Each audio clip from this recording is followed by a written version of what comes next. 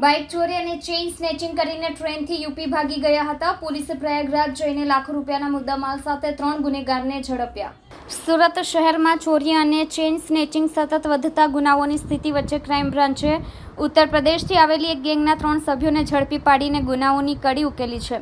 આરોપીઓ યુપીથી સુરત શહેરમાં આવી મહિલાઓ અને વૃદ્ધોને નિશાન બનાવી ચોરી અને ચેઇન સ્નેચિંગને અંજામ આપતા હતા. 19 એપ્રિલ 2025ના રોજ થયેલી ઘટના બાદ ગુનાનો ભેદ ઉકેલતા પોલીસે 3 આરોપીઓને તેમના વતન પ્રયાગરાજ લઈ જઈને લાખો રૂપિયાના મુદ્દામાલ સાથે પકડી પાડ્યા છે. લસકાણા ભાદાગામ રોડ પર નકળગ મોગલધામ નજીક એક 65 વર્ષીય ખેડૂત રમણભાઈ છોટુભાઈ પટેલ પોતાનું દૈનિક કામ પૂરું કરીને મોટરસાઇકલ પર ઘરે જઈ રહ્યા હતા. એ ત્રણેય અજાણ્યા શખ્સોએ તેમની પાછળથી આવીને મોટરસાઇકલ રોકવા કહ્યું હતું.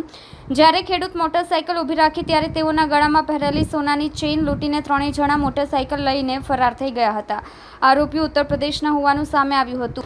આસપાસના સીસીટીવી ફૂટેજ ચકાસ્યા. ટેકનિકલ સર્વેલન્સ અને હ્યુમન સર્વેલન્સની મળેલી માહિતીના આધારે આરોપી ઉત્તર પ્રદેશના પ્રયાગરાજના હોવાનું બહાર આવ્યું હતું. ઝડપાયેલા આરોપીઓમાં ઇન્દ્રજીત ઉર્ફે ઇન્દ્રપાલ પુત્ર ફૂલચંદ કુર્મી પટેલ રહે સરાય મદનસિંહ થાના હોલાગઢ જિલ્લો પ્રયાગરાજ, સચિનસિંહ રાવેન્દ્ર બહાદુરસિંહ રહે જલિયાસઈ હોલાગઢ જિલ્લો પ્રયાગરાજ અને ઇન્દ્રપાલ ઉર્ફે રિંકુ પુત્ર પ્યારેલાલ વિશ્વકર્મા રહે જગાઈપુર થાના દેલહુપુર જિલ્લો પ્રતાપગઢનો સમાવેશ થાય છે. ત્રણેય આરોપીઓએ કામરેજ વિસ્તારમાંથી હીરો સ્પ્લેન્ડર મોટરસાઇકલ ચોરી કરી હતી અને ત્યાર પછી લસકાણા વિસ્તારમાં ચેઇન સ્નેચિંગનો ગુનો આચર્યો હતો. તેઓએ કરેલ ચોરી મોટરસાઇકલ લક્ષ્મી મોહન ઇન્ડસ્ટ્રીઝ પાસે પાર્ક કરી ટ્રેન દ્વારા ઉત્તર પ્રદેશ ફરાર થઈ ગયા હતા.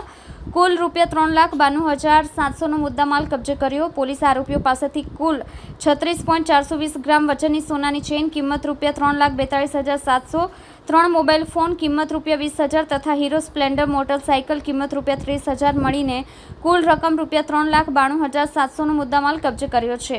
ચોંકાવનારી બાબત એ છે કે મુખ્ય આરોપી ઇન્દ્રજીત ઉર્ફે ઇન્દ્રપાલ વિરુદ્ધ પહેલા પણ સુરત શહેરના અલગ અલગ પોલીસ સ્ટેશનમાં ગુના નોંધાયેલા છે, જેમાં વરાછા તથા ગોડાદરા પોલીસ સ્ટેશનમાં કલમ 368 અને 114 હેઠળ ગુનાઓ સામેલ છે.